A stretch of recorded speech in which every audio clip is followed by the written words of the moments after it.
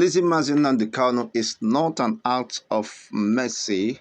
It is not the prerogative of mercy, but the right thing to do is compliance to the rule of law and the verdict of the appellate court of law that was given on the 13th of June 2022, which saw Nnamdi Kanu, of course, being exonerated from the charges that was levied against him by the Nigerian state, since the failure of the Nigerian state to establish and substantiate those allegations bordering on terrorism and, of course, several crimes, but could not be able to argue the case. And this is the press release coming from Ejimakor. He said, in the midst of the widespread call for the release of Nnamdi Kanu and the likelihood of that some of these calls sound like or might be misconstrued as pleading for mercy, it has become necessary and urgent to issue these following clarifications. Let's listen to what he has to say for that. He said, 1. The matter of releasing Nnamdi Kanu is not an act of mercy, executive clemency, or even amnesty. Instead, it is an art of doing the right thing by simply complying with the subsisting municipal court order or the standing international tribunal decision that independently declared his detention illegal. For avoidance of doubt, Nnamdi Kanu's continued detention is illegal, but is, in the present circumstances, manifestly extrajudicial and unconstitutional to boot. Even the inception of his detention following the rendition was also not legal, because extraordinary rendition is an egregious state crime that destroys the legal capacity states to detain the victim of the rendition. It is pertinent to note that in the previous but related matters of the infamous proscription of IPOB and the attendant criminalization of its first members by the Nigerian government in 2027, I promptly levied a continental legal challenge against the proscription, and in March 2028, the Continental Tribunal ruled in favor of Nnamdi Kanu IPOB and accordingly directed the Nigerian government to reverse the proscription and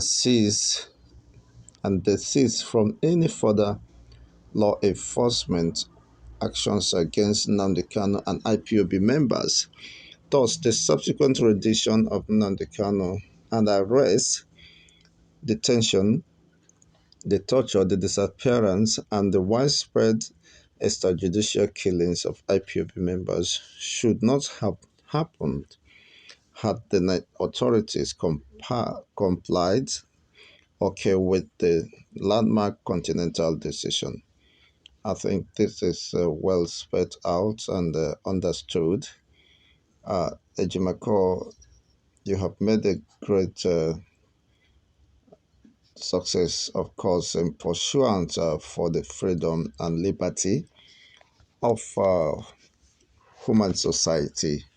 And to this end, if indeed the Continental Tribunal ruled in favor of Nnamdi Kanu and the IPOB, ordering the Nigerian government to reverse its infamous proscription against the IPOB, why then should the government continue, of course, to violate, flout on the provisions or orders of the courts, both local and international courts? That is not a good omen indeed, and being that this is a democratic dispensation Under no circumstances should even your own constitution be violated and the provisions of bordering on fundamental rights of the people, being, of course,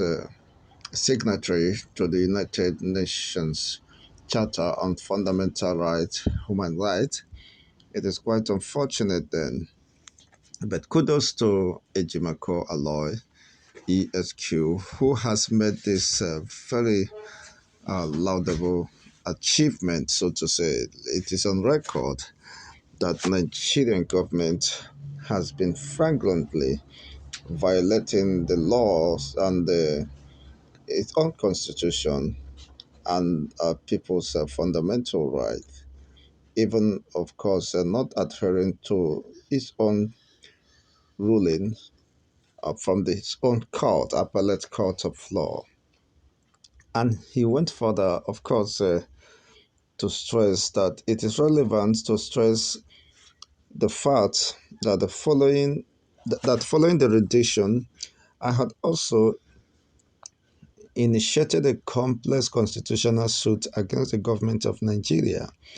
And on the 26th of October, the Federal High Court ruled in favor of NNAMDI KANU and accordingly declared both the extraordinary rendition and the consequent detention as flagrant violation of the Constitution. Thus, Nnamdi Kanu's release from detention, okay, vested from the very day his judgment was given, and the day are still counting on this day because the judgment is estate and not stayed. Therefore, if Nigeria truly respects her own constitution and her courts, it will be needless to be constantly calling for the authorities to release Nnamdi Kanu on the competent judgment that unambiguously ordered his release. And this submission is very fantastic and indeed that went further to portray the true position of the Nigerian state, a country that violates her own constitution or have no regard for its own laws. It's neither a country or nor in existence. Yes, because the the fulcrum or the basis of any government is its law. Any government that cannot, of course, adhere to its provisions of its law is a dead country and could not, of course, be taken serious. Yes, he further, of course, uh, made a submission. Say, recall that in July 2022, the United Nations, in a highly critical opinion, unequivocally directed that Nnamdi Kanu should be freed unconditionally and even went further to call on Nigeria to pay reparations to him as recompense for the rendition. As a bona fide member of the United Nations, Nigeria is bound by treaty and, of course, customary international laws to faithfully comply with the directives. Failing to do so stigmatized Nigeria as a nation that lacks respect for the United Nations, the same institution that passed the historic resolution that legalized self-determination. And this saw, of course, to Nigerians' independence. Wow, this submission is very fantastic. And if indeed what you benefited, because no nation enjoys absolute sovereignty, your sovereignty is being given or entrusted to you by United Nations. And as such, you could not become an arbiter in your own case. You cannot take laws into your hands. You can't just behave as if you are the Almighty. Uh, Incessant flagrant violations of both local and international laws or rulings is a reflection of weakness by the same government institution or state. It is quite unfortunate. It is quite unfortunate indeed. So, how long should Nigeria continue to live in such a derailment, in such abuse of fundamental rights of the people? This is not a good omen and does not portray, of course, the Nigerian state to be a civilized and organized state. The sister submission, he went further to say, in view of the foregoing, it is a fallacy to suggest that releasing Nnamdi Kanu from detention is an act of mercy, failing that an event that must await the uncertain conclusion of the appeal currently pending and delaying before the Supreme Court. To be sure, Nnamdi Kanu's fate does not lie in this appeal done, in this appeal alone, because the appeal is but one of the several cases that were triggered municipally and internationally by the extraordinary rendition, and all the cases are independent of equal status and aimed at securing Nnamdi Kanu's release. Indeed, this political maneuvering by the executive or rascality is something that is very worrisome. Uh, they choose to, of course, adhere or respect any law or rulings that might favor them. You cannot be selective in compliance to the rule of law. Anyone that favors you is the one you head onto, but anyone that oblige you to do the right thing, you violate. That is quite unfortunate. Well, let's see how long this could be sustained.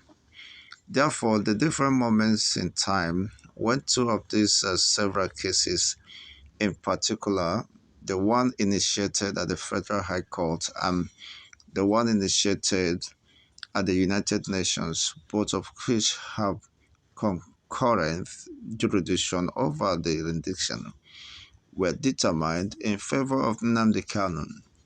The narrative that freeing him has exclusively in the hands of the Supreme Court is fundamentally false. It is also malicious, prejudicial, and profoundly injurious to Nnamdi Kanu's legal interests, especially as it offers the authorities the unbridged and easy political cover to persist in the illegal detention of Nnamdi Kanu. I think that is well understood, that the fate of Nnamdi Kanu should not be left in the hands of the Supreme Court, because there has been instant, of course, order for the release of unconditional release of Mazi Nnamdi Kanu, both at the local and international courts of competent jurisdictions, uh, which has a jurisdiction over the rendition, extraordinary rendition of Mazi Nnamdi Kanu. So the verdict or whatever Supreme Court might give could not alter the extant law, of course, that is has been given for his release. Finally, he made a submission that it needs, of course, to be emphasized that for the obvious reason that Nnamdi Kanu is neither currently facing any trial nor does he have any charge standing against him. His detention is in reality an imprisonment without conviction. In plain terms, it is a victim of false imprisonment by the state.